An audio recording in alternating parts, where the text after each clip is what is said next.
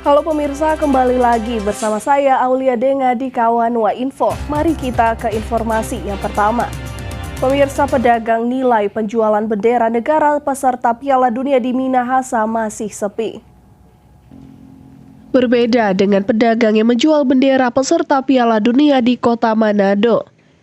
Penjualan bendera di daerah Minahasa dinilai masih sepi, berbeda dengan edisi sebelumnya. Hal ini diungkapkan Taufik, salah seorang penjual bendera yang mengaku lebih ramai pembeli saat edisi Euro dan Piala Dunia yang lalu. Meskipun perhelatan Piala Dunia sudah berlangsung beberapa hari, tetapi masih ada warga yang memburu bendera negara jagoan mereka, walaupun tidak sebanyak saat menjelang Piala Dunia.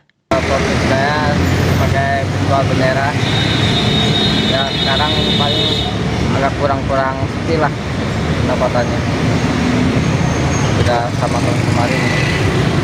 Seperti diketahui, daerah Minahasa selalu menjadi salah satu yang paling ramai saat musim Piala Dunia dengan bendera negara-negara peserta yang menghiasi rumah-rumah warga.